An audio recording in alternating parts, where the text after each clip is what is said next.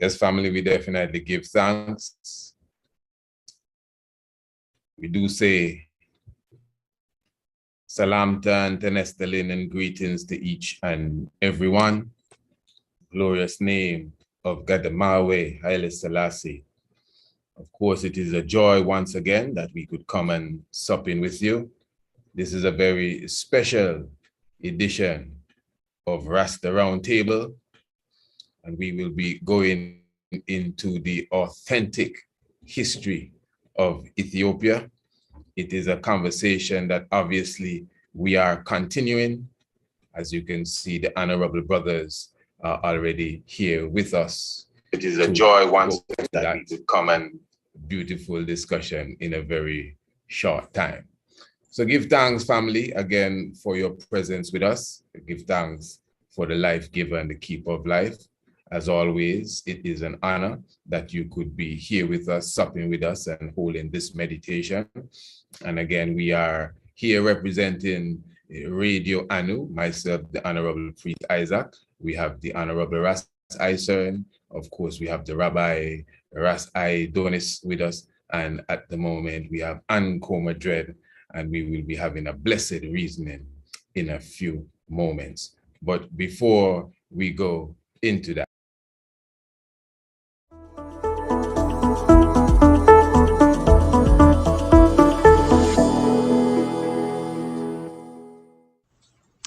blessed love, I am the Honorable Priest Isaac. I am an official priest within the realms of Rastafari of the Ethiopia Africa Black International Congress. I also hold a certification in the craft of Astronomy from Politecnico de Milano in Italy. Our universe and its makeup has always been an intriguing subject for humankind. Astronomy is the study of everything in the universe beyond the Earth's atmosphere. Ancient astronomy is similar, but pays special attention to the physical and spiritual values of stars, planets, moons, and other celestial objects. It also brings in the terrestrial component, being things on an earthly plane, such as plants, human organs, and connects them to the heavenly bodies.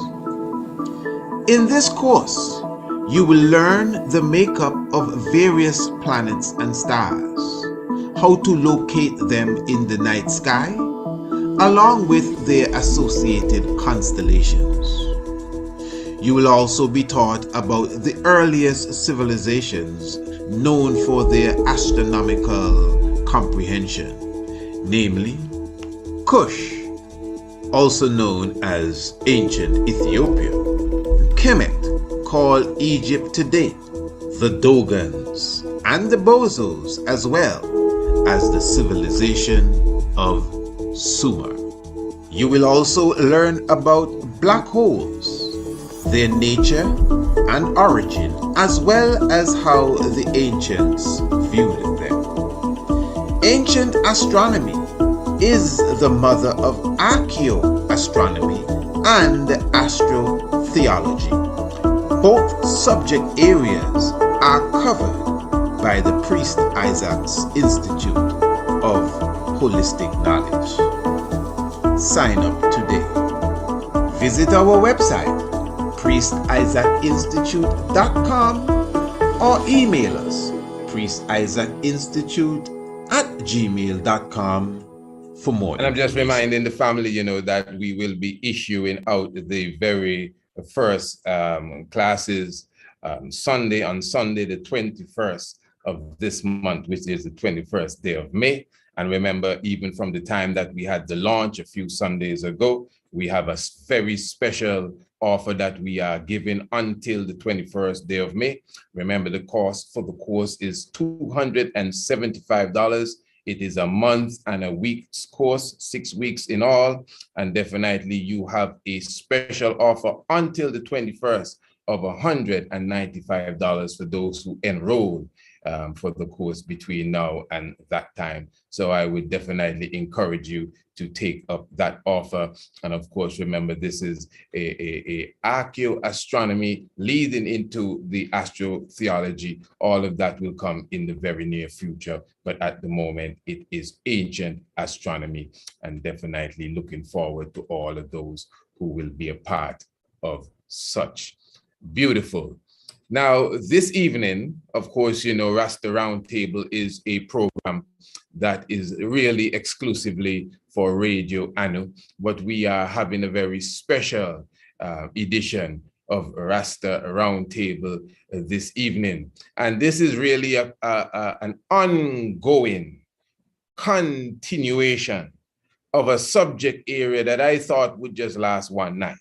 But now we are going into, I think, the fourth program, if not the fifth, directly dealing with this, basically the same subject area as it relates to the authenticity of the Ethiopian history that we know as, you know, scholars today. I think the conversation really began with Brother Ras Isern, who is with us tonight. And when we introduced Ras Kwame to this specific program, he also came with some heavy information as it relates to the subject area. And then the previous program that we did, it was really our good brother Ras Adonis Tafari, who was sitting basically with myself and Ras Kwame, and Madred and King Isern were not really present at the moment. They were right there, but the conversation was really between those two brothers. So even as we begin this evening, I am really interested to know what Anko Madred and Ras Isern would have thought of that previous conversation, because I know they were well in tune as it relates to the discussion between Ras Kwame, who at the moment I see is not with us tonight, at least not yet, and Ras Adonis. But before we go into all of that, let me say blessed love to each and every one, and give each and every one a chance to bless the community in the name of Rastafari. Let me first begin with Ras Isern. Blessed love, my brother. Yes, I. Greetings to all the listeners and the panelists. Rastafari love and respect every time. Give thanks, give thanks. King Anko Madred, all is well. Yes, man. Give thanks and praise, you know. Highly I, Selassie, I, Rastafari. Give thanks to be on the panel with the esteemed ones and things. Give thanks again, Rastafari. And yes, we have the audience tonight looking to get some contribution from them, eh? Yes, and we have the Rabbi Rastafari sabbatical. Give thanks for his presence with us, Rasai Adonis Tafari, my brother. Salamta. Your mic is still muted, eh? Pardon me. Yes, pardon. All right. Oh, salamta. Tena Estelin, Shabbat Shalom, Semet Salam. Salamta, greetings in the name of Kedamawi Haile Selassie. It's like Rastafari. Greetings. Well, Brotherhood, give thanks again. You know, there's not much I could even go into as it relates to the subject area. I think that, as I said, Brother Ras Isern and Anko Madred, because we've been doing the program for some months now, in a sense, the item took a backseat the last time when Ras Kwame and the good rabbi kind of went, in a sense, back and forth with the history. I know they were kind of dealing a lot with the Ethiopian Christianity for that program, you know, and I know the rabbi, you know, took some differences as it relates to the idea that Ras Kwame was putting out with the Christianity coming in the time of the missionaries, etc., etc. But I'm just, you know, for a beginning, as the item would have analyzed the program, any which one of you who want to start, what your you know, outlook on the program was, that previous one with myself and Rasta Adonis and King Kwame? Well, Iman wasn't able to be in the last session. You know, I had some technical difficulties, so I wasn't sitting in the session. I know, if you recall fully. I catch some of the conversation, but I didn't catch the whole fullness of it on the replay, you know what I'm saying? So, Yeah, but okay. It would be as expected, because when I was on the program, I was raising some, because I know, well, it have a divergence completely in the two different history, what the brethren would be saying, you know what I mean? Because the narrative of the Walter William whatnot is different from mainstream accepted history then, you know what I mean? So which I would think Ras Adonis would be talking about the history of Ethiopian Christianity and them kind of thing there. So, you know what I mean? And that's why I would have think would have some kind of glitches, you know. Rasta, sir? Yes, I will. I don't know if they got it as well. They based the program or you got it. Yeah, I get to listen to the most part. Yeah, I really get to listen. From the onset, one of the things that I want to clarify is that for me, it is not about really legitimizing or delegitimizing what is presented as Ethiopian history. Okay? In our research, we have found that you have, as I point out in previous program, that history seems to be divided into two basic groupings. And that's traditional history, which largely involve mythologies and so forth and legends, and actual history. Much of what we are presenting is what we found out in the line of actual history. Okay? And it is not to necessarily say that, okay, what is generally accepted as the traditional history for different nations and so on, what we're putting forward is not to say dismiss of it, because it is a matter of claim, right? Every nation makes certain claim in respect of their history. They change, some of them would chase the bloodline of their rulers, and so even back to mythical gods. These are things that we found out. I think I referenced this in the book from Johannes Reuchlin about the campaign to destroy the Jewish books. And that was when Christianity was having a huge rival over accepting the theology of Judaism into the Christian fold. It was actually after Reuchlin managed to win his case that Christianity decided to embrace Judaic, the theology of Judaism. You understand? Because prior to that, they did not want no Jewish book to influence the religious mind in the Roman Empire. You understand? So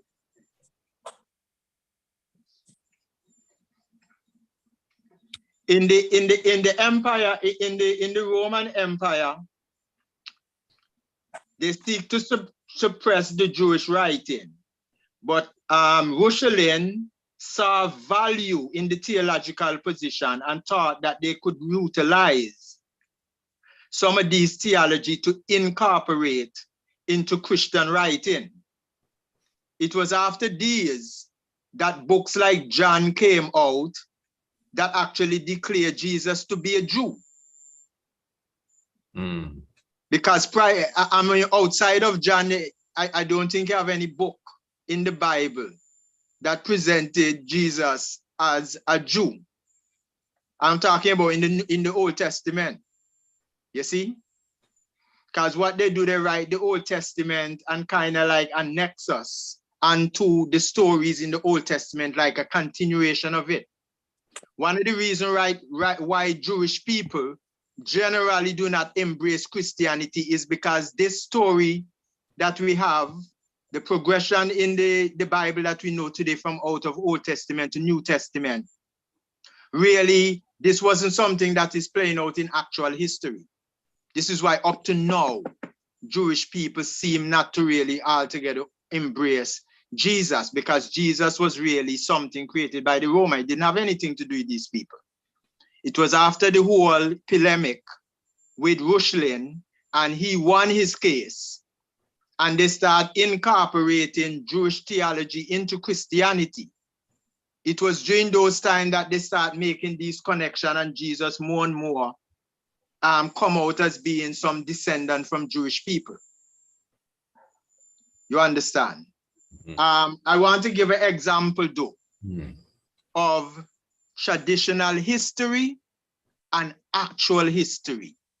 And again, I'm going to do it with the whole history of Christianity, right? The history of Christianity goes that there was a man born called Jesus, the Christ, raised up in the earth with a great story. I'm putting this in a nutshell here. Right? Yeah. He had 12 disciples who he also taught his philosophy, his teachings. And after he was crucified, it was these 12 disciples that carried the message to the four corners of the earth.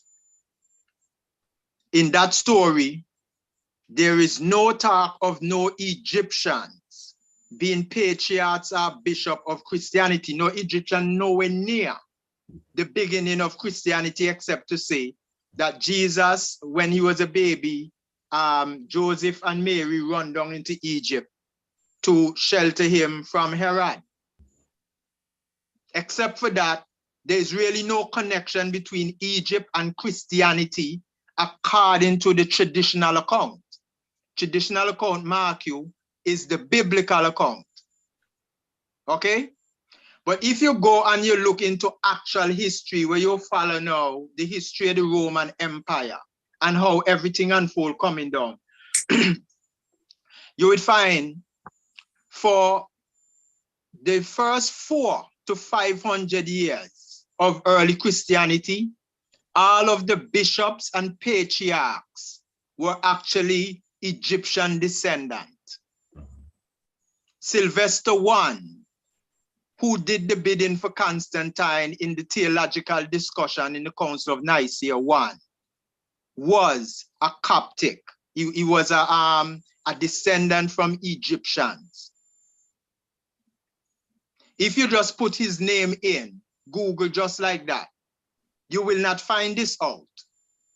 What you have to do to find out this, he and Athanasius and all these guys, you got to put in the name Melkite Coptic.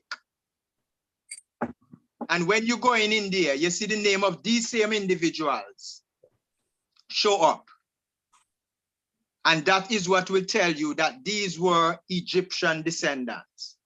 There was no Jewish rabbi, no Jewish patriarchs or bishop for safely the first 500 years of Christianity.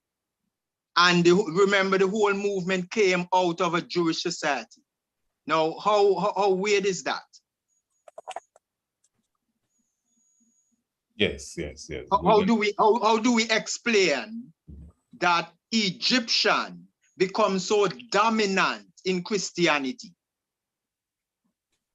that for the first 400 to 500 years of Christianity, coming through all these early ecumenical council meetings, it were the ancient Egyptian descendant who was taking part in the polemics, the theological arguments, trying to come up with a definition for this icon that they create, this icon Christ, trying to agree on what his nature is and so on and so forth. All these guys that were taking part in these activities, none of them were Jewish people. They were all ancient Egyptian descendants. How do we explain that in the face of the traditional history? If I can put a question, one of our definitely ardent listeners was asking because a lot of what you even said a moment ago, for those who really are studying along, it's almost like a summary you just gave us there. So the information, and it's good to hear it again. So one was asking, and since you brought it up, and I think you just answered it really. He was saying, so since the Christianity would have borrowed from Judaism in its later stage then, like it's not from the onset, where did the concept come that the Messiah figure was of the lineage of David and of the lineage of Judah and all of that? But I think you just answered that there from your perspective, because you're saying John was the only book. I think that's the first time I hear you say that. Maybe I missed it. Yeah, in the New Testament, John is the book that declared Jesus to be a Jew. Right. And you're saying that, so, and then later on, it started to morph into the philosophy then. Yeah. But in the Jewish theology, they were speaking of a coming Messiah. They even up to now, they're still speaking of a coming Messiah. Yeah. So wouldn't it still be that those who would have called themselves Christians in that early day would have just naturally plugged into that old time philosophy that somebody coming to save, well, the Jews? Yeah, well, we are assuming that is actual, but remember, we can also look into the Jesus story and see the connection with astrotheology as well. Tell me. I hear you. You see the comparison between Jesus, Mary, and Joseph with Asa, Heru. You understand? We see this. We see a lot of presentation about this. So we have evidence that the story is not an original story per se. It's something that you can see plagiarized. The ideas you can see were adapted from earlier stories in creating that. Can you imagine us? Okay, we know Haile Selassie as a living, breathing man, come here born of a mother and a father. Can you imagine us in Rastafari 100 or 200 years down the line, querying about whether the Christ have whether His Majesty have a human nature or not? Can you imagine this? Are you born from a virgin, maybe too? Well, let me hear what King Rasta. I mean, highly unusual. If this is where an actual figure, actual historical figure, it would be very, very weird to hear us making an argument whether he's human or not. That's a very weird argument to make. Let's make the rabbi come in. Let me hear if the rabbi have anything to put on the table thus far. Good conversation thus far. Rasta Adonis. Yes. I'm Rasta Adonis. When we say Rastafari Rabbi, we say Rastafari, His Majesty is the great teacher. That's what we mean by that. But, as even the book says, it's enough that a disciple be as his master, not above his master. Just to clarify that. So when we say Rastafari Rabbi, that was to say that Rastafari is the rabbi to challenge certain modern Jewish and other conceptions out there. But there's a couple of questions I'd like to ask, brother. That was brother, I see his name as Emmanuel, Patrick Emmanuel. What's the I's name? The Isern. Give thanks for that kind of overview. And I'll say overview, some of the evidence and facts that you point out, I recognize, but it also is partly is the I's take on the information you come across. One thing I want to ask firstly is this Rushlin guy. Can you spell his name for I? I was trying to look it up just briefly. Rushlin. Okay, give me a second. Yeah, because I'll go through while you find that, because I have this book here. Let me just share this book right here. I just got into this particular book right here. Wait, it can't be seen like that. Let me see if I could take off. Everybody in the cosmic here tonight, man. Okay, I can give you the name now. Are you ready, King? Yes. Okay, it's Johannes Rushlin, but it's spelled Johannes for Johannes. Okay. And Rushlin is Reuchlin.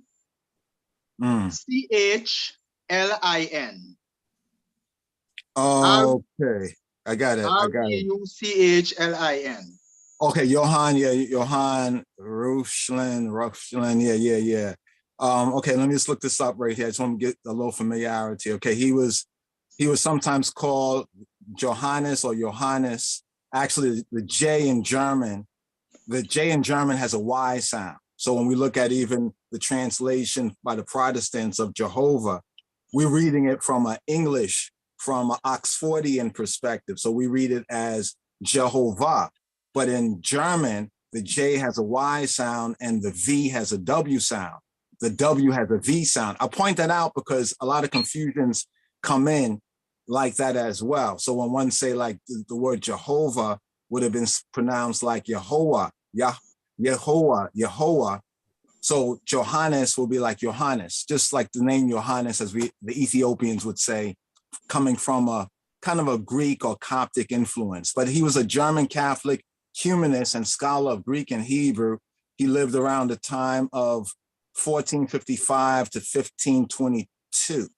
Now, okay, that's what I just wanted to get. I wanted to find out who was this one you were speaking about, who was basically with the whole Jewish books and including the Jewish books or discluding the Jewish books, as it were. Now, we know that the Reformation in Europe occurred around the 1500s with Martin Luther and the thesis and all that, because the Catholics, the Roman Catholics were the only ones who in Europe. So a lot of our history of Christianity is coming from a European, when I say European, I'm not just saying white folks, but from Northern Europe perspective. And there's a whole 180 degrees opposite that we're not familiar with. For example, the Ethiopian church is a part of 5 sister churches. I find this interesting astrotheologically, like to reason with priest Isaac on this, that there is Betula, called the Virgin of Virgo, and she's holding a branch, and the branch is identified by 5 stars, right? And there's these 5 sister churches that are known as the Oriental, so-called the Oriental Orthodox churches. That includes the Coptic Church, as you mentioned, Egypt. That includes the Syrian Church. That includes the Armenian Church. And the Armenians were very important during His Majesty's reign, you know, because they suffered a lot of Holocaust persecution, genocide. And then there was the Indian Church. Yeah, there was a Oriental church that shared the same, you could say, as you mentioned, theology or nature of Christ's conception, as did the Ethiopian church. And I point that out because often when we go into researching certain things about Ethiopia and Christianity, or even Ethiopia and Judaism, or Ethiopia and ancient Egypt, just to use that as a byword right here, we're looking at it from European speculations, and we don't have anything else to compare it with. The point you're making about the Jews and Jewish ideas not seeming to come in earlier on, but only coming in later on through ones like Reuchlin, is a good point. However, the shortcoming, I would say, of the point is that it is like going to the thief and asking the thief whose property it was. And so the thief is gonna, spin things around. So we have to find a way of fact checking what we're getting from our research that is mainly pointing to the European, the white, Western, Gentile perspective of Christianity. That's the point I just want to make about Reuchlin is like the 15th century. And therefore, for the real purposes of knowing the foundation of this thing that's called Christianity, he's too late. He is way too late. I got to take this background off so you can see this particular book that I'm pointing out right here. Because I think this particular book, it brings out, give me one moment right here. Let me see if I can take off this background, the background effects. Let's see, none. Okay, right here. It's this particular book right here. I don't know if you can see this particular book. It might be reversed and everything. It says the Hebrew New Testament. Clear. Because there's this popular idea out there And it comes from the European tradition. This is why a lot of things that Ethiopians find or had the Enoch and Jubilees. And some Christians accept to say, wow, the Ethiopians have these ancient scriptures and scrolls that we heard about, but we only are getting to see in their Ethiopic translations now. But some of them, the majority opinion of the Europeans dismissed it until they found the Dead Sea Scrolls. Well, you know, interesting things? The Dead Sea Scrolls basically confirms the legitimacy of the Ethiopian claims. But before, it was kind of only accepted by a minority of European and even Christian scholars, but the majority dismissed it as, oh, that's something that these Ethiopians made up. Oh, these are like forgeries or so forth and so on. So when they found the Dead Sea Scrolls, then it kind of verified by studying the text, it verified that because in Ethiopia, you can translate from Hebrew, like another African Shemitic language, straight back and forth. Like you can, like from one patois, you can translate into another patois. One Black people's speech, even in another language, you can there's a spirit that's connected to it. So I just point that out right there, that the evidence you're pointing out does fit the European rewriting and shifting of history, but it covers up the actual ancient history. You mentioned about Bishop, for example. Some might dismiss it, but James, the one they call Jacob, we refer to him as Jacob from a Hebrew or African Semitic perspective. Jacob or Yaakov is called James. James was the first bishop of the church in Jerusalem. That there was a church or a assembly in Jerusalem that the apostle James, disciple James, you know, Jacob, blah, blah, blah, that he was the bishop, but he was killed.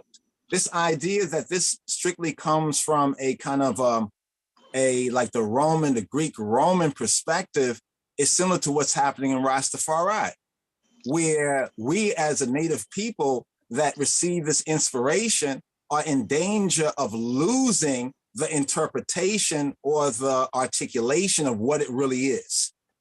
You know what I'm saying? So I'm using Rastafari as a modern kind of movement similar to what we have in the Bible, in the New Testament, and other nations and other peoples superimposing their ideology or other ideologies changing what the original inspiration was.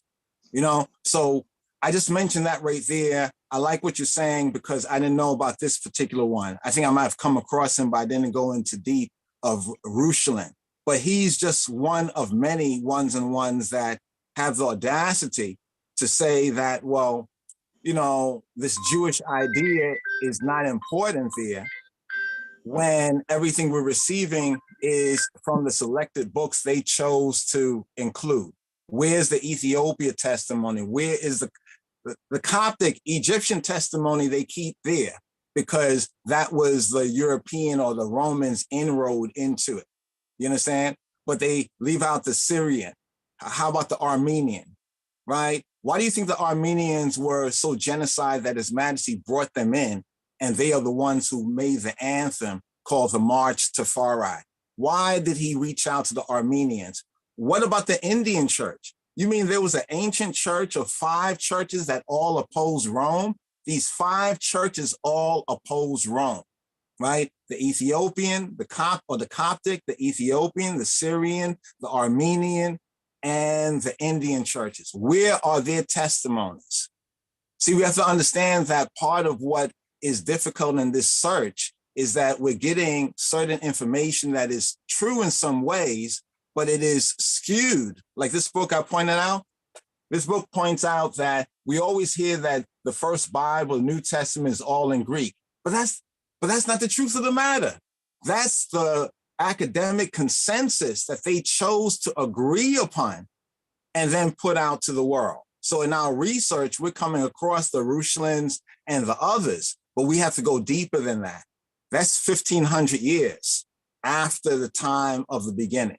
Anything can happen in 15 minutes, much less 15 years, much less 1,500 years. That's just a little point there on that. Not dismissing what my brother is bringing forward, but I'm just saying that it is it is like a little bit too little too late to give us a true perspective on the origins.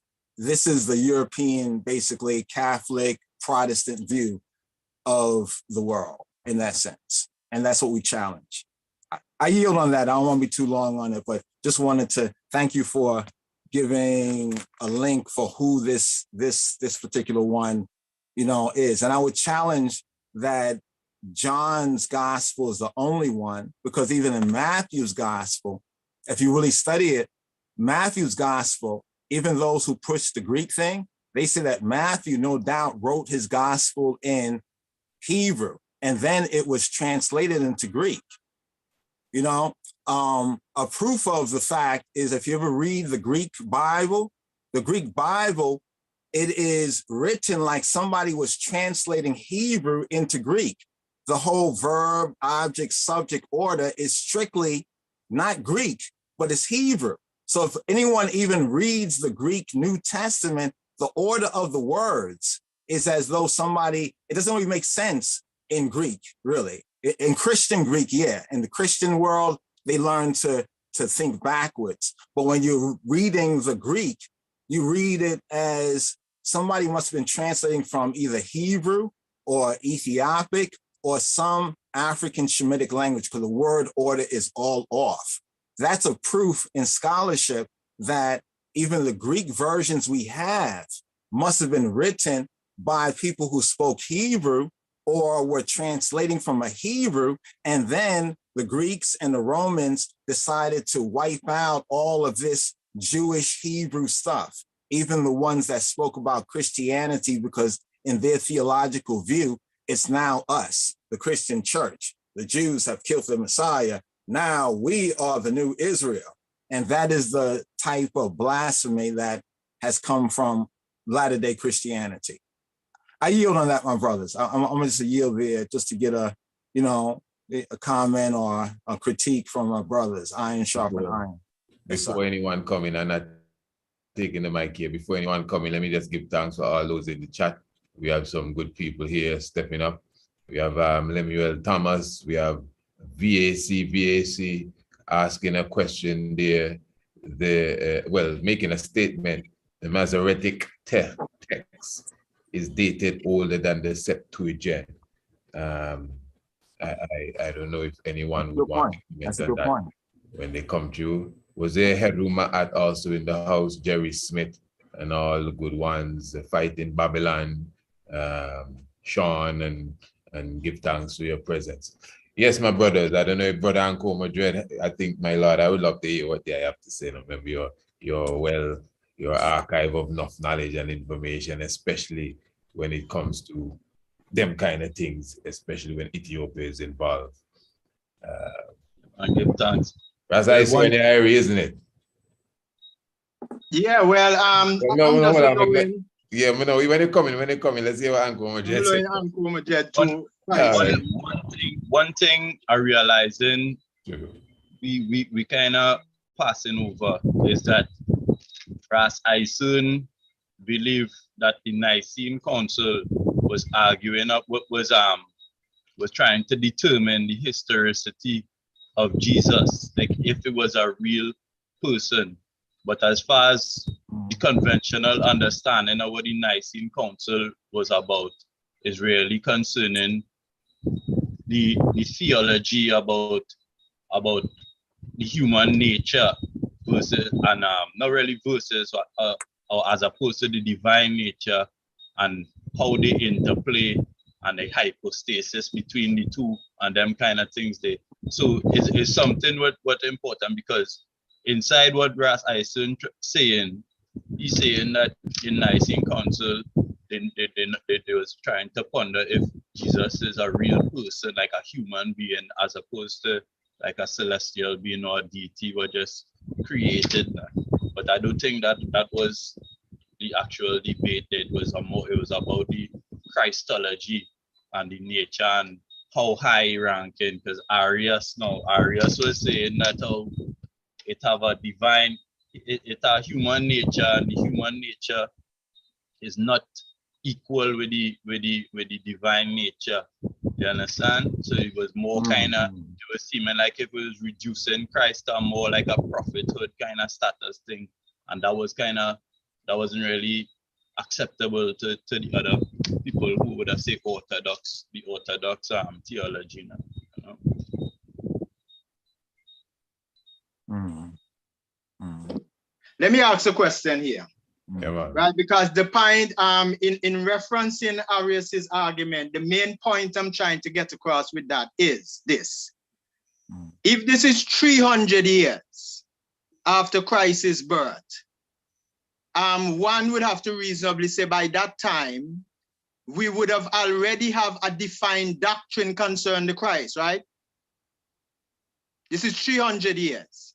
So if they're at 325 years, they are discussing about what the nature of this entity is. That means there could not have been a Bible, because the Bible we know today already broke down the doctrine. Nobody has to go and try to interpret that. Nobody have to go into ecumenical council meeting to discuss that. It is right there in the document now. And that's the main point I'm making. For them to be having all these discussion, theological discussion about iconoclasm and all of these things, it actually means that they did not have a defined doctrine. But mark very well that the Bible presents a defined doctrine. Well, I would differ slightly, you know, because what you would see is that right now in the world, it have many denominations, and they all have different interpretation of the same document. So, you know what I mean? It come like, everybody who read the Bible do have the same theology, and they do have the same Christology. You know what I mean? It have many denominations currently in the present world. So you could see that they might be trying to iron out things in the ecumenical councils or whatever it was, you know? That's a reasonable reasoning to put forward, I would say, really. But then, go ahead. No, that's a good point. I CERN and ICOMA. But to your point about why would they be arguing this if it's already like a known thing? But what was going on around the Nicene or the Nicaean, the Nicaean Council called the Nicene, the Nice Council, was that a group now, speaking about the Western so-called Roman Empire or Byzantium, was now seeking after 300 years to invest in this thing called Christianity and this Iesus, Jesus, Iusu worship. They saw it as, you know, even in the whole story of Constantine, the whole legend, mythology of Constantine, seeing this sign and blah, blah, blah, so forth and so on. What we get now is after Claudius, according to history and Acts of the Apostles, kicked out all of the Jews, right, in Italy, in Rome, Italy, right? What time? Huh? What was the timeline? Claudius ruled around, that would have been, let's say it's Tiberius. He comes in after Caligula. That would be around maybe like about, I would say anywhere from before 70. It was before 70. It was before 70, before the temple was destroyed. Claudius. There's a BBC series I would recommend one watch just to get a kind of insight. It's very interesting. It even shows that Herod and the family of Herod used to dine with the Romans and was educated in Rome. But around, I'll say before 70 AD, maybe around 60 something. I'll get the exact date. No, that man ruled from about 40 years or 80, you know, historically. Claudius, right? Yeah, by 50 something he done. Oh, okay, yeah. I think you're right. Right around there, yeah, between 40 and 50, around 50 something. Yeah. So it was a little bit earlier than I just said.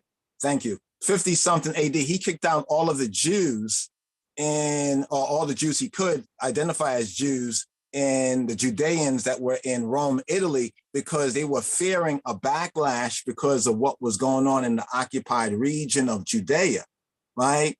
And I point that out because in the early days, Rome didn't want no part of this so-called Christian thing from actual history. They didn't want no part of it. It was like, okay, these people have their God, whatever, but they're worse than the other people because other people will worship our God, but these Jews and even these Christians are a little bit more kind of, they won't even burn any incense to our God, you know, to statue. So they found them to be more pernicious. So what I'm trying to say is that Rome doesn't, and not even Rome, not Rome, Italy, but Rome, Byzantium, when power has shifted to the East, now sought to invest in this. And because they wanted to kind of co-opt this for themselves, they are now asking questions about things that others agreed with, but they didn't agree with.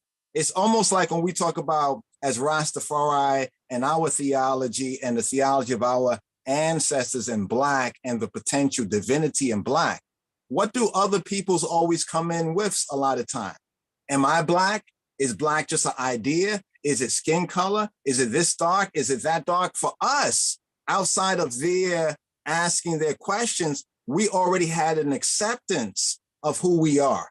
But now the challenge is that another group that has the potential to take over this thing is now calling everybody together because they're trying to undermine this and assert their own view, assert their own interpretation. So it's not to say that there was not ones who had defined doctrinal, theological views as may be found in the Bible, but it's saying that there was another group that sought to hijack a hostile takeover of what people were doing for a couple of 100 years. Because this is the first time we get Rome that would lead to the Roman Catholic Church involved with Constantine.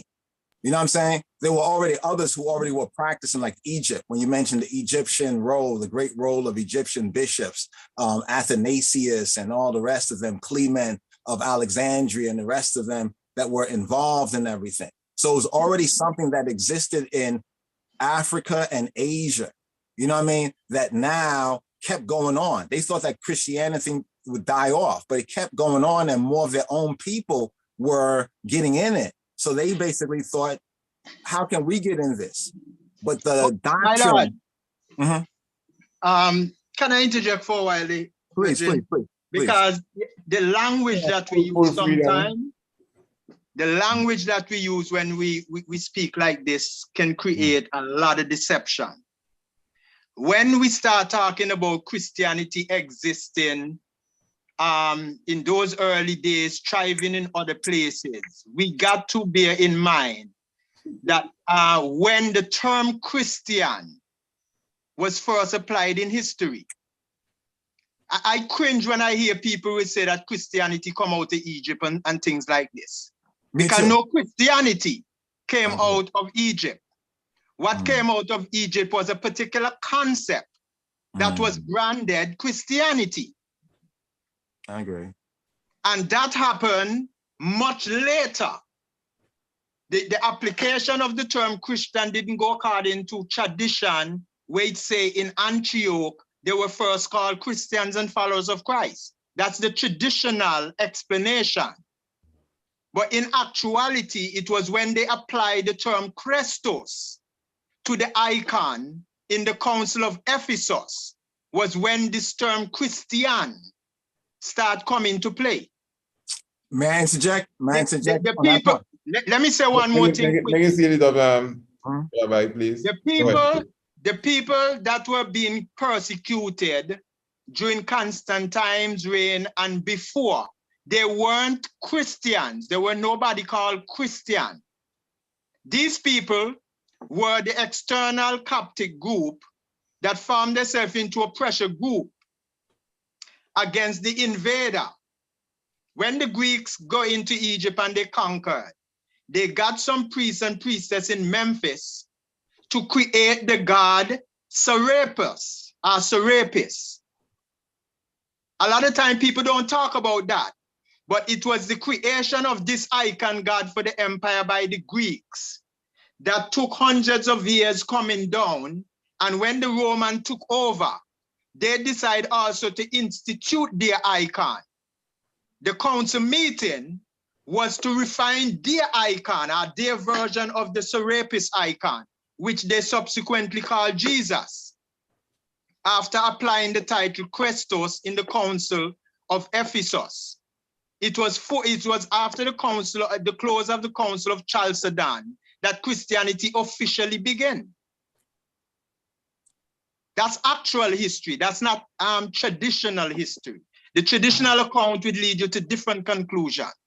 And I want to read something here, because when we're dealing with Christianity, right, we often, one of the issues that we confronted in our research, me and Kwame, is that when we already go through all the information about the Jews and the fact that they did not create these theological ideas that they are credited for and so on, you know, the one issue we run into?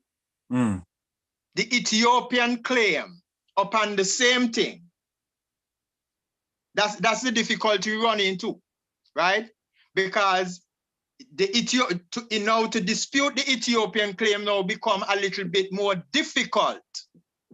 It's much more difficult to do that. But guess what? His Majesty himself gave us some hints as to what is what. Now, His Majesty is saying here in this book by Carl Philpott, Naphtali. I'm sure you might know this brethren, Ras Adonai. He wrote this book, The Testimony of His Imperial Majesty Emperor Haile Selassie, Defender of the Faith. Okay? And on page 13, His Majesty quoted as saying, when in Old Testament times, she, referring to Ethiopia, received the law, and when in New Testament times, she received the gospel, she ensured that the scriptures were translated into the ancient language of Ge'ez.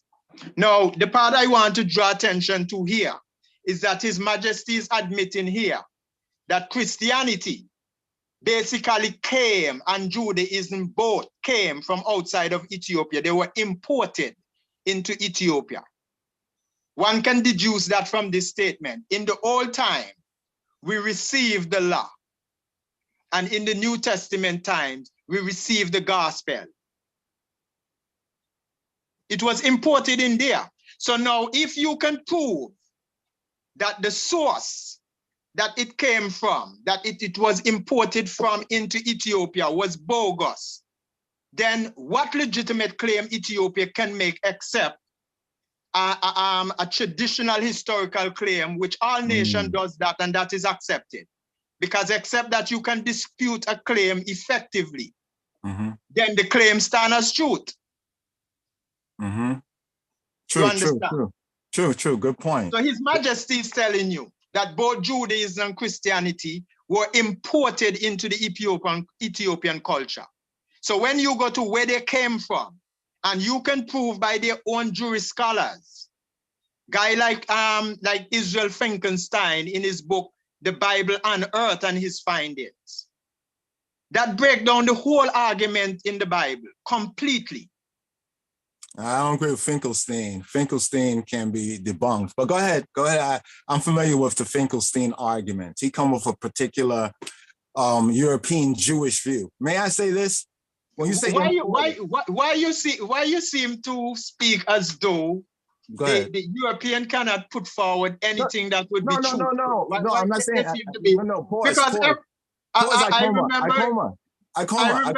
remember Kwame mentioning about Erasmus. He was cast out. I mentioned about he was cast out. No. Hold for a moment. This is a good reason, man. I would like to catch up on that. I'm looking at my time right here, but when you say imported, right?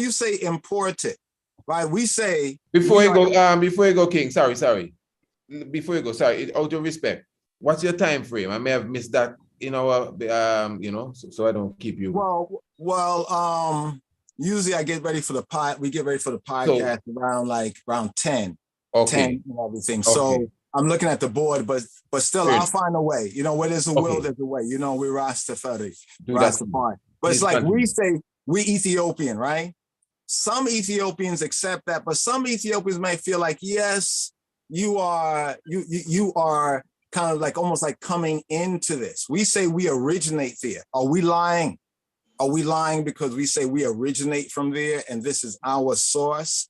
You know what I mean? When we have Bingi and we say Windsor Palace burnt right down, or it burned, it caught fire while we was having Ayabingi, we was chanting down Babylon and the Queen and all that shit stuff.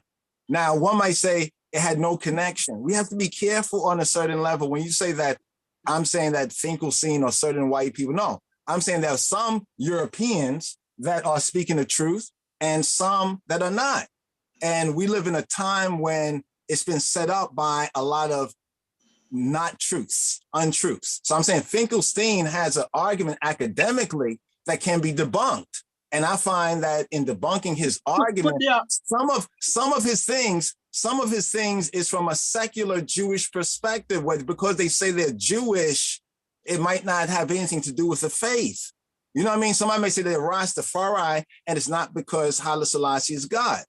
And there's many ones, some of us might see that as strange, but we also know they have a right to that interpretation as long as it does not harm those who do express something different. I'm talking about archaeological findings here. I'm not talking about his interpretation. You mean archaeological findings that they choose to share with us? You know how many archaeological finds that are not publicly, like this book I'm mentioning right here, which is saying that actually the New Testament, right, even the Greek has a Hebrew origin, and it can be proven based on archaeology, but documents that they never chose to put forward as evidence. It's like if you're arguing your case, you probably read through a lot of things. Some things you might not present in your argument because it doesn't strengthen whatever point your argument is. That's what I'm saying.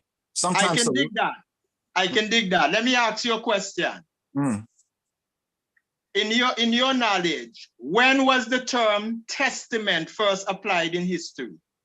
Testament's a bad translation. You know, we use this term testament, and the word testament is not the same word as the Amharic, and it's not the same word as the Hebrew. You know, this word testament, when did it first apply? I know it's not what we call the New Testament from an Ethiopian perspective. The word is more covenant, you know, and covenant is not a testament. A confession is not a commandment, you know. So when was it first applied?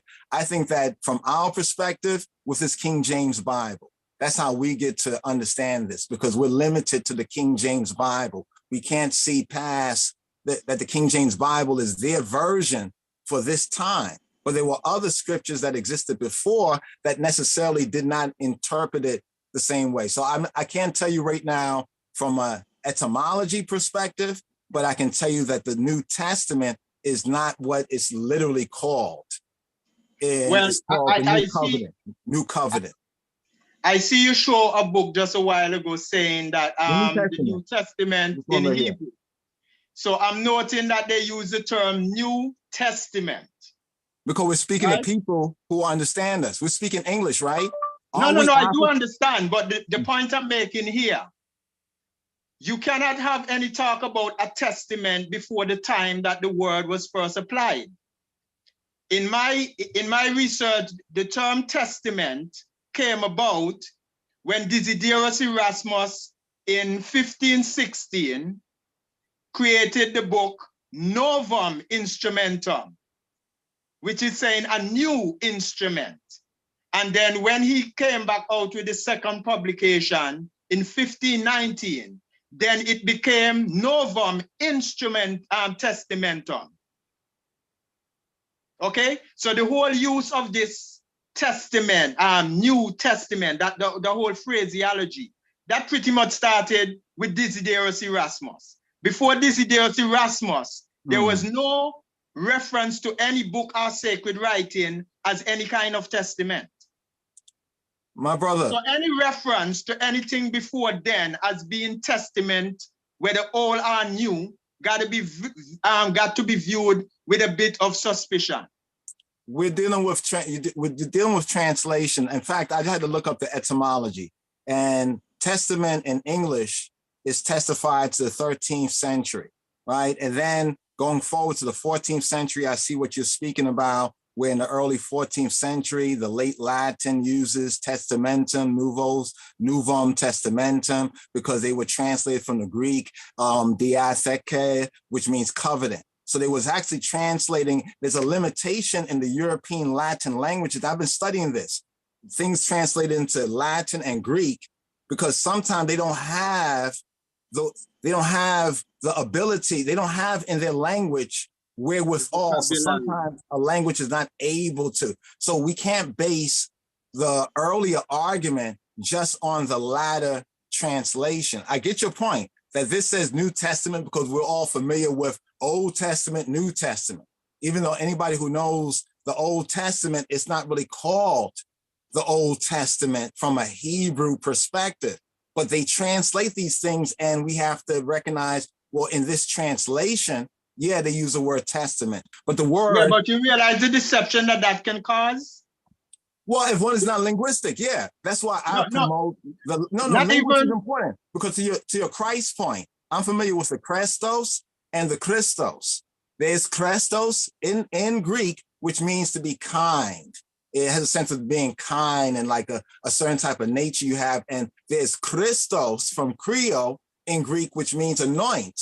So the people like us were speaking an imposed language because an imposed culture.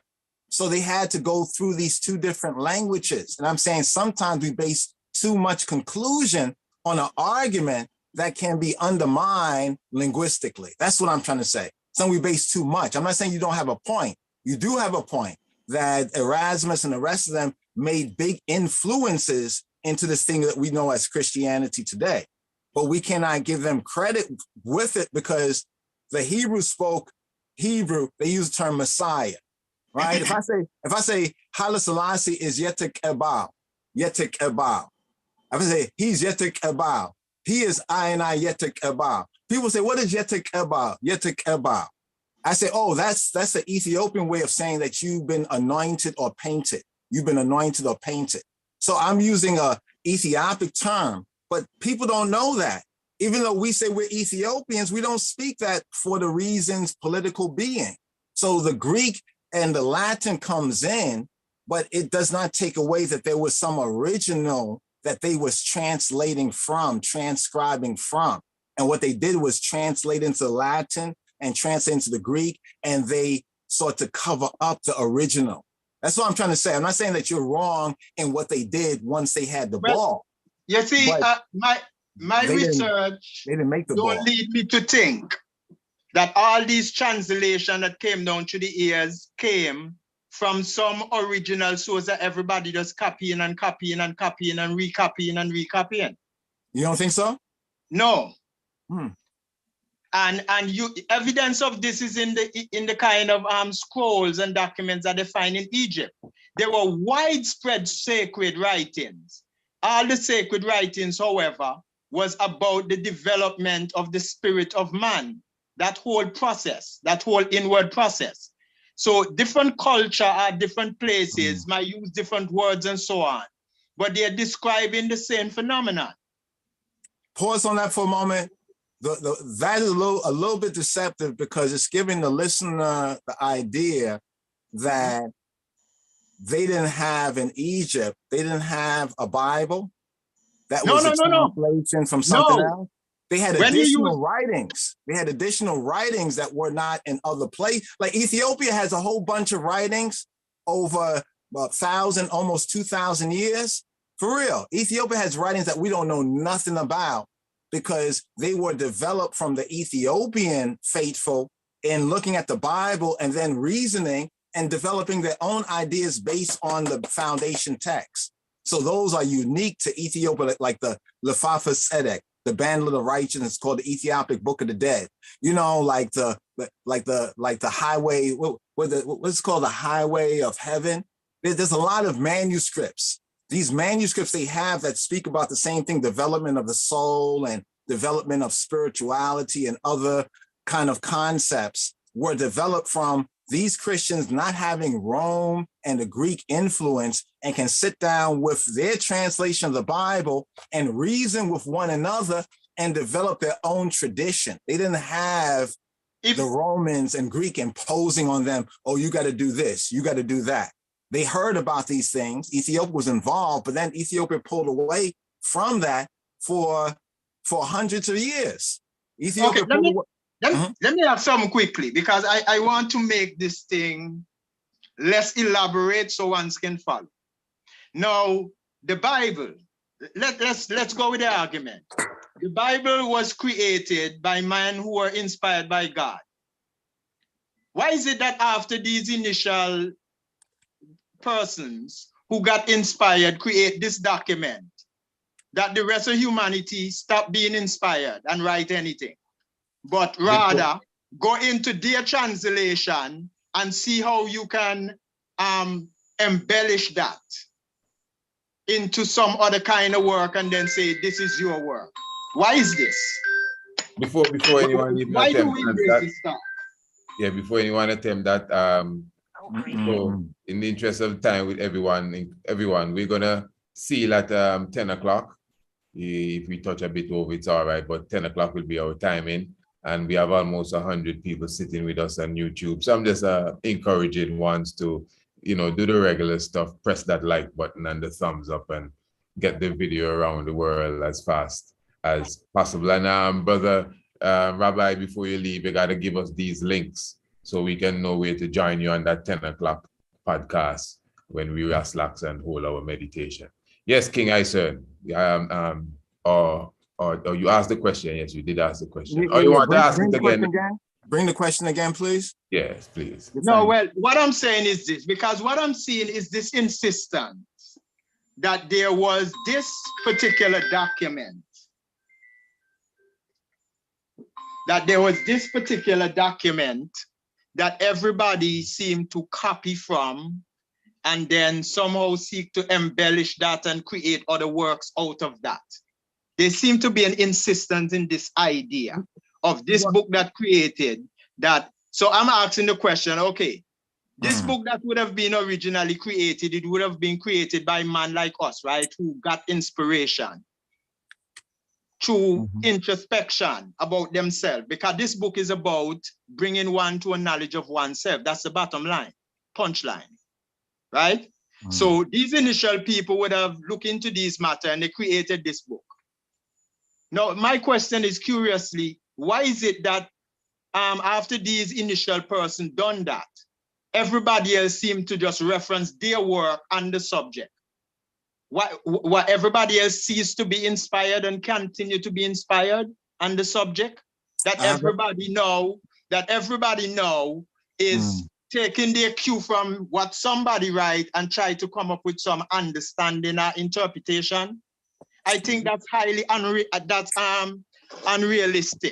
to think that. It's a good point in your question. What I'll say is this. When we use the word Bible and Testament, we got to remember that there's a modern understanding of these terms. When we hear Bible, we think from Genesis to Revelation. Some books like Ethiopia have additional books, but generally speaking, if you call something a Bible, we expect it to have in Matthew, Mark, Luke, John, James, Peter, David, Solomon. We expect that, okay? Now, these books as they are today are formulations. Because when you read through history, you will find that they will say a lot of these information, they get them on scrolls, all right? So it's a particular formulation that bring these two books together. And that have a start, that have a beginning in time. And more closer to modern time too. Because before the concept of book and having so many things on the two covers, it was scroll that they were using. Okay? The point I'm making here is a lot of the time when we use the term Bible, beyond these references that we make about these Renaissance scholars in Europe who through the printing press and so on start printing up all these Bible around the place, is this, that the reference that make to writings before those times by using the term Bible create a certain thinking in the mind of modern man now. that whatever is being referred to way back so has that same composition as what we know a Bible to be now. To me, the term Bible in those times referred to any book that is authoritative and the subject of spirituality and self-awareness and these things. They were all considered to be biblical. Right now, what we know to be a Bible and we accept, well, this is a Bible and those other books is not a Bible, are things that men vote upon to canonize as the word of God. The word of God not just comes so. It's not something coming to everybody head and say, this is God's words. They voted on this thing to make these particular books the word of God. They have a book they call the Forgotten Book of Eden, last book of the Bible, that have Psalms of Solomon, you have Barnabas, you have Clement, all these guys. Those writings weren't canonized, you know. Those are not the word of God, technically speaking. For the European.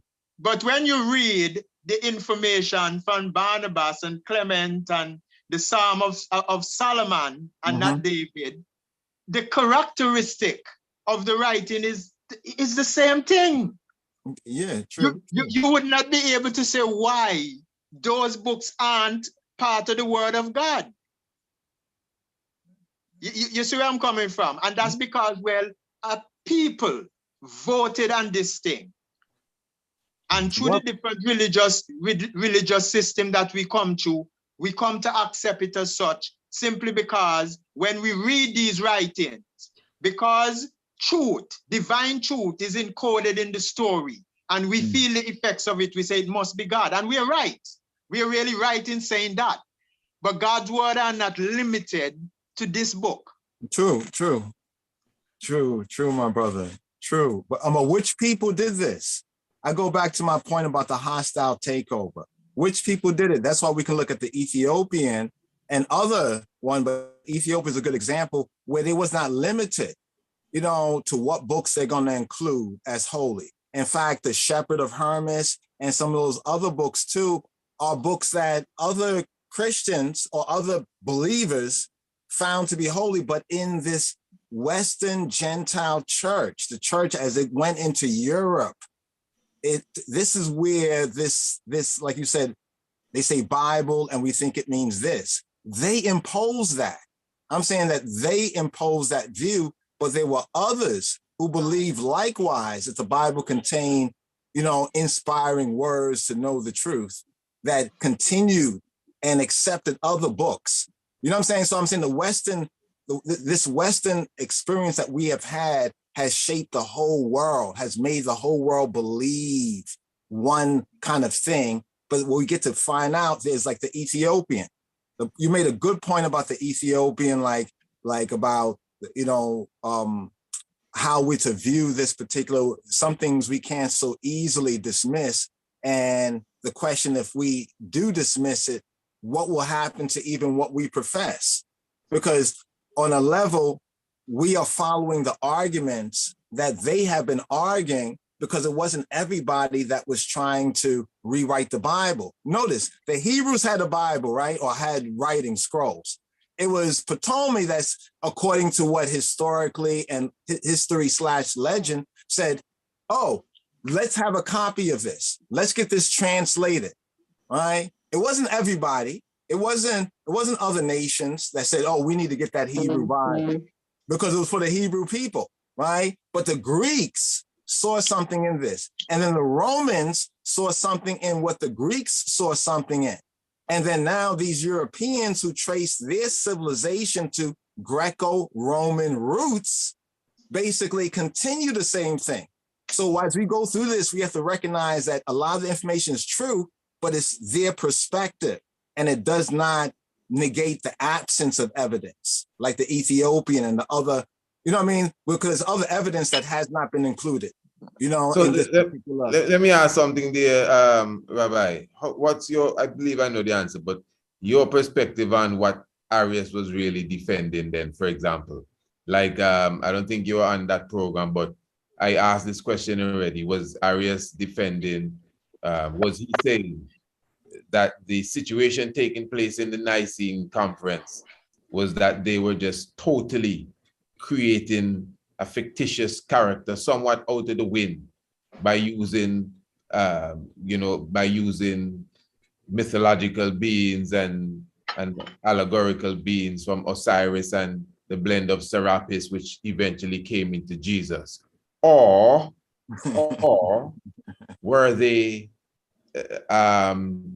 taking a literal historical figure, which one may call Yeshua, and maybe putting him on steroids then, or creating a legend around him that was just going too far? Was it that Arius fighting for, or the previous point I made? I'm going to default to His Majesty's Church, right? And say that Arius and Nestorius, they were dogs, you know? And here it is now. The point is not necessarily Arius. No. The point I'm really going is. further than that. Okay, all right, go ahead. I'm going further. I'm not just going to name call and leave at the name. I'm going to try to give maybe a description why the name might be appropriate. Arius, and I think his is the one that wanted to take away, he just saw him as a regular man, so forth and so on. But his whole philosophy wasn't part of the tradition that my research tells me was the truer tradition, the real Hebrew or quote Judaic tradition of those who did believe in this Yeshua of Nazareth. Not all the Jews did, like not all Black people believe as those of us as Rastafari do either. Doesn't mean it's not the truth. You understand that this whole tradition development coming into Egypt and other places, right, was opposite of Arius' view. Were they making up something? No, I see it as they were trying to divinize something that might shock some of the people, was basically a Black theology. They were trying to divinize something. It's like how we speak about Rastafari. We know His Majesty is a man, right? But we know that there is something that, for what we hear this word divine, we know there is a divine that's associated, something that's beyond, that's real, but beyond the ordinary thing, right? Some might just hear that and think that we're spooked out, right? But anybody who is in the right faith recognize, yes, he's a man, but then man is even just more than man. You know what I mean? Man is more than man. Yes, we are man, but we've been told that, like we ain't nothing, we ain't no good, we Black, we monkeys, we apes, we this. You know what I'm saying? We've been taught these different things in order to take away, hold on for a moment, in order to take away from our divinity. No, the broadcast already begins, so we're just going to put a prompt, and we're going to have to jump off pretty soon right now. So basically, yes, we will soon. So basically, you're saying that even though they may call him Jesus or whatever the case is, all of this is stemming from a real character that has been, let's say, turned into what they have today. That's what I'm gathering from you. Yeah. A real character. Mm-hmm. Oh, come on, let me put this right here. Yeah, you okay though. But a real character that has been appropriate. It's like, honestly, my brothers, I would like to continue this and with more time. We will, man. Don't worry. But it's like what is going on with Rastafari at the same time. It's almost like what's going on with Rastafari. Okay, tell you what, before you go into the deep reasoning there, give us the links and where we could catch your podcast before you go. Don't worry, don't try to fill everything in tonight. We'll get it again. Just give us the links. Well, I think to your program. I think the web mistress, the web lady master, I think she's on too. Have us on Rastafari Israelites on the YouTube. It's like live stream there. We have a blog talk here as well as Rastafari Groundation. So we like, and on I think a Facebook site. So I know Rastafari Israelites. Okay. On the Rastafari Israelites is probably the easiest way that anyone who might be interested to drop in. It's a little bit of a quiet, taste. That's as we get into some of the, we take it long, as I don't know if it was what the Empress said, it's kind of lengthy, so it's like, some of our elaborations, but we like to go into the long view so we can really get into the detail. So when needing to make a accurate assessment, we will have everything. We don't like the cliff notes. by themselves. We like to study and then read the cliff notes. You know what I mean? We read the cliff notes, we like to read the book. We like to have the book there to follow up. Yes, my brothers. I'll let you go, man. Well, if you want to leave a sealing word, it's up to you. Yeah, I'd love to carry this forward a little bit more, not being pressed for time with the brothers Isern. Thank you, Isern. I really like the vigorous, because I know the man been studying.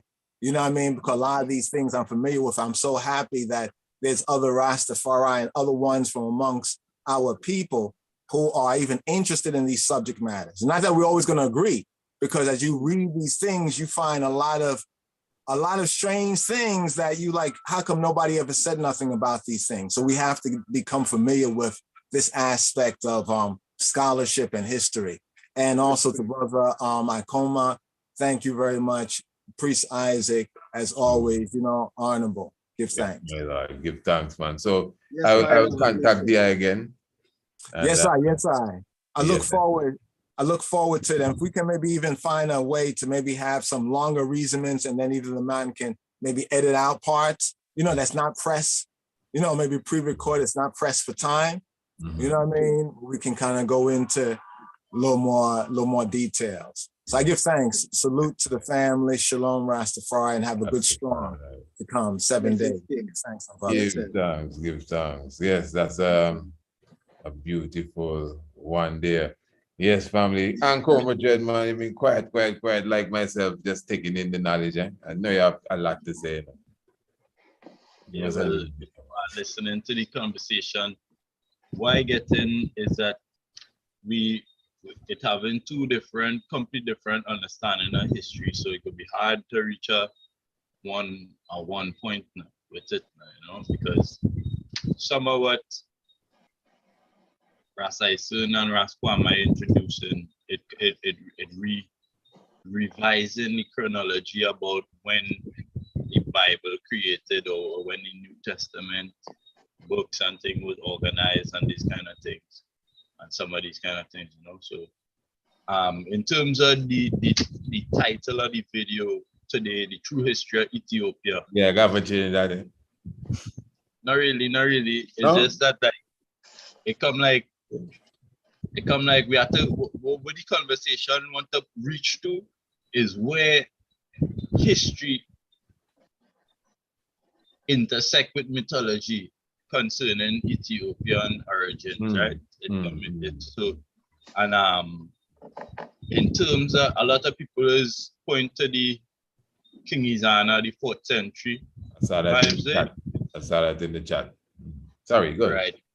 Yeah. A lot of one go put my point to that period, and then it might have the period mentioned in the book of Acts about the Ethiopian eunuch who got the teachings and became converted and whatnot. And, you know what I mean? So it's amongst them kind of thing days where the historical essence is coming. The Makeda chronology in the Kebra gas, that are more, in my opinion, more mythological than if you understand the Makeda going to cycle to meet Solomon and that tradition there, that come, in my opinion, is a more mythological origin kind of thing.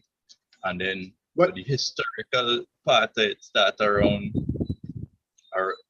same new 1st century time, you understand? Because it had Jews when the temple get destroyed in 70 AD. They went down into places like Yemen and whatnot, right? And the Yemenites now is these people who, if you was to check it out now, they would say the Jews from Yemen is like the most original type of Jew. However, according to that kind of that version of what they call in Judaism, if you understand what I say. So never know that. Interesting. Never know. I would have liked to reason with the brother Ras. I Adonis more and thing. I hope we get more chance in the future and whatnot. Give thanks again, Ras Isern, for the intellectual points and the stimulated reasonings, and Ras, we the Rastafari round table, big up every time Rastafari, precise that, doing the works Rastafari lives, you know. But like as I said, I was trying to say something to something you were saying a little while ago. I would like him to free up that before you even seal up too. And you know, we seal up in about 2-3 minutes once everyone.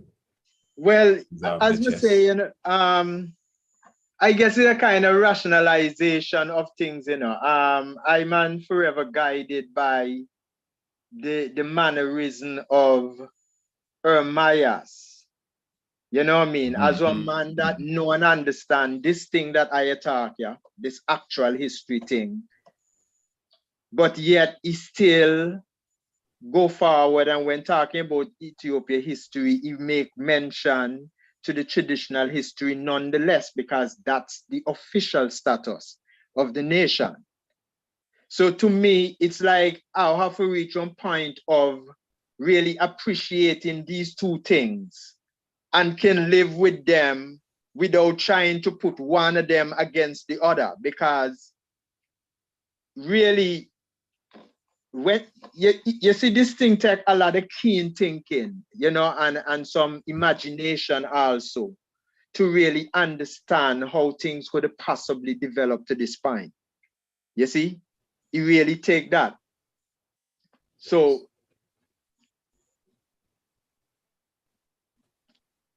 between these 2 points, between the traditional history and the actual history, I just have to understand the role. The traditional history, which is the mythological history, is what embody all the values and all the desires of the people and the nation. Check out everything that is said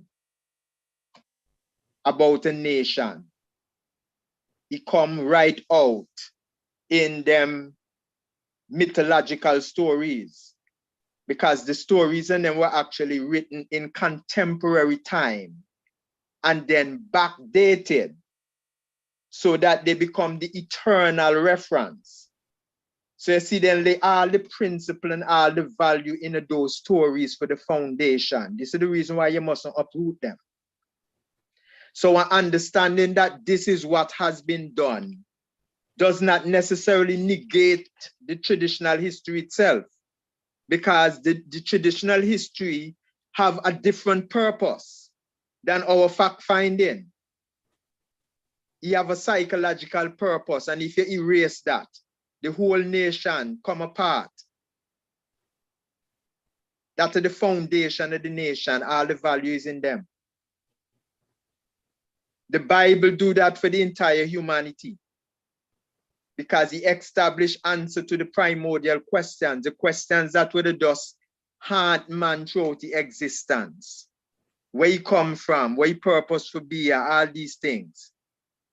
The Bible and more sacred writing for any culture you find provide the answers to those questions, and all the answers are mythological creations.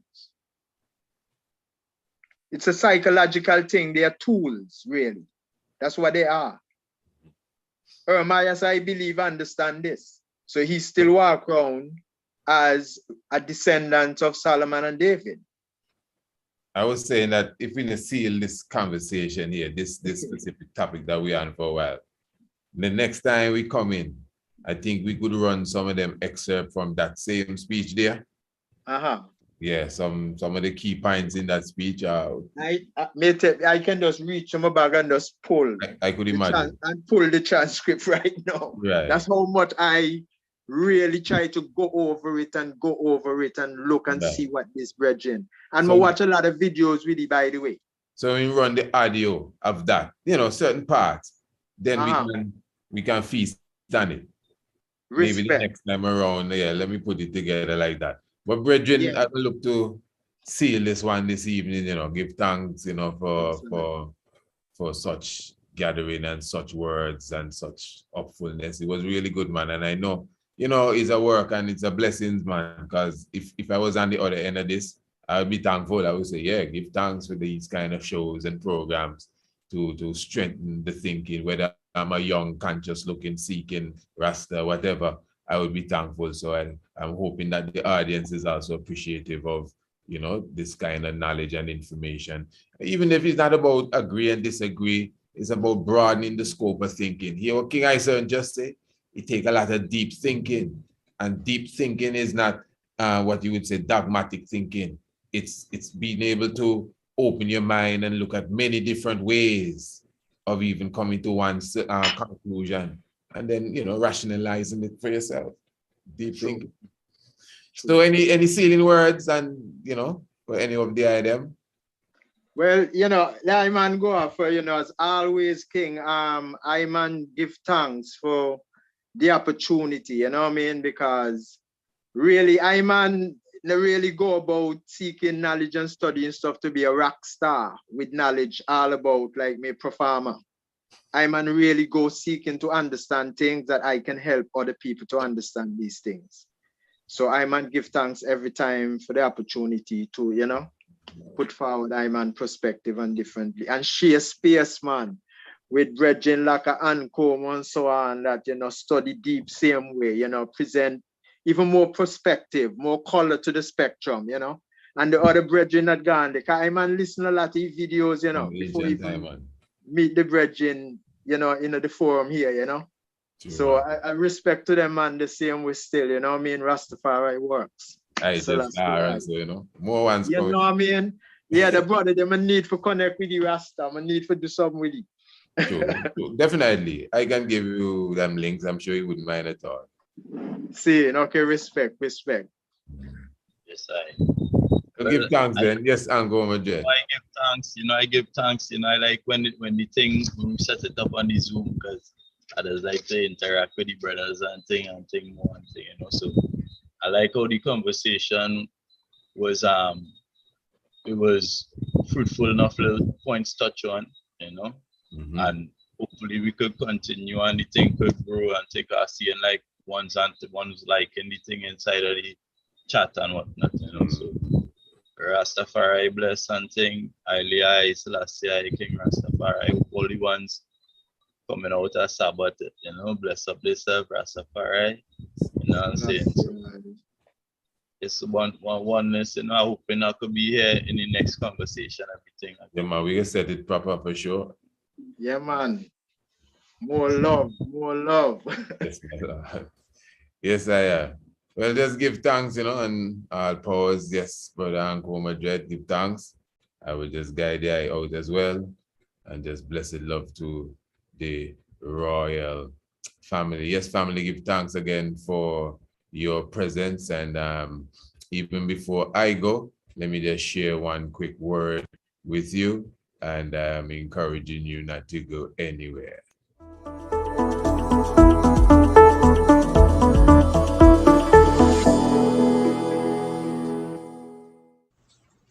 Blessed love, I am the Honorable Priest Isaac. I am an official priest within the realms of Rastafari of the Ethiopia Africa Black International Congress. I also hold a certification in the craft of Astronomy from Politecnico de Milano in Italy. Our universe and its makeup has always been an intriguing subject for humankind. Astronomy is the study of everything in the universe beyond the Earth's atmosphere.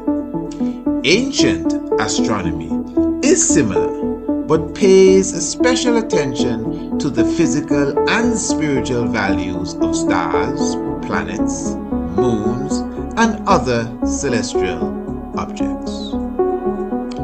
It also brings in the terrestrial component, being things on an earthly plane, such as plants, human organs, and connects them to the heavenly bodies.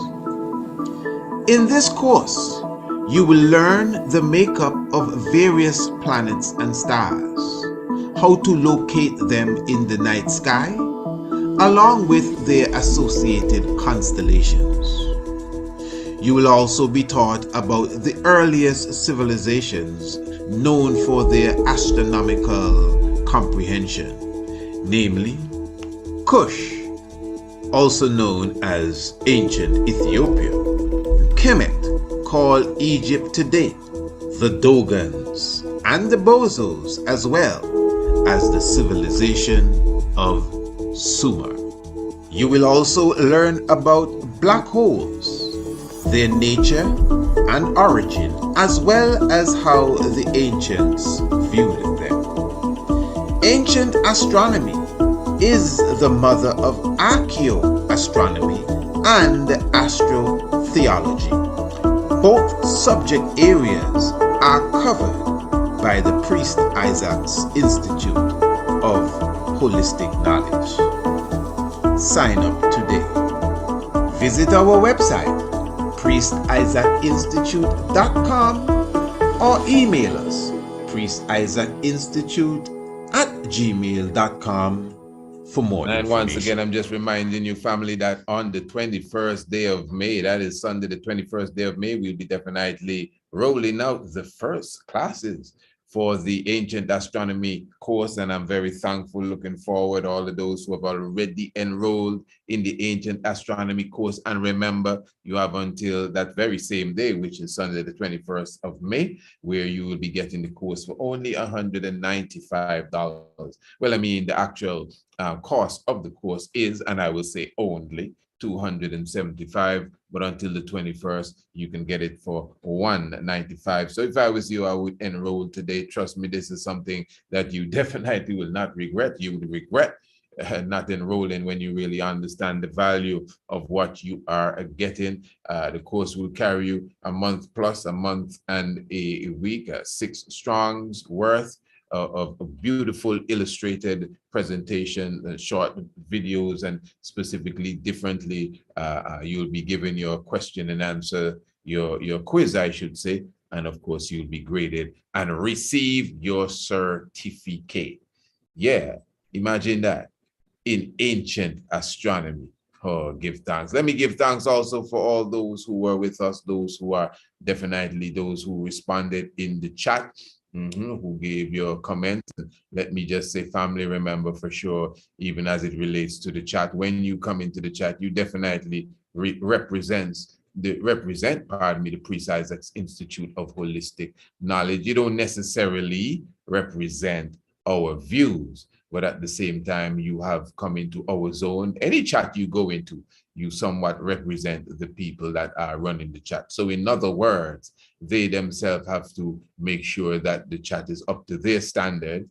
And so if anyone has to be put on silence or pause, it is just understanding, because there's a certain standard that we have to keep right here, even on the YouTube, and of course at the Priest Isaac's Institute of Holistic Knowledge. We don't want to defame no one and be calling no one no names and be overdoing. You know, it's good that even if you think your opinion is correct, there's a certain limit that you have. And of course, we don't want no one distracting us from this key. And if you're not listening to this knowledge, this wellspring of information, gold and diamond, if you notice, I'm just sitting down for the whole program. I just sat and I listened, because it's honey that I'm receiving. And if there are people in the chat distracting us from that, of course, we got to put them on pause, no matter who they are. So give thanks, family. Give thanks for the life giver and the keeper of life. Ras Kwame definitely with us in the chat. My brother, looking forward to see you next time around. And we add to this beautiful discussion. And of course, give thanks to all those who were with us. Yes, so life giver and the keeper of life. Blessed love to one and all. And of course, remember to make sure you're tuned into Radio Anu. You saying something there, Honorable Empress? Oh, give thanks. Holy Manuel I Selassie.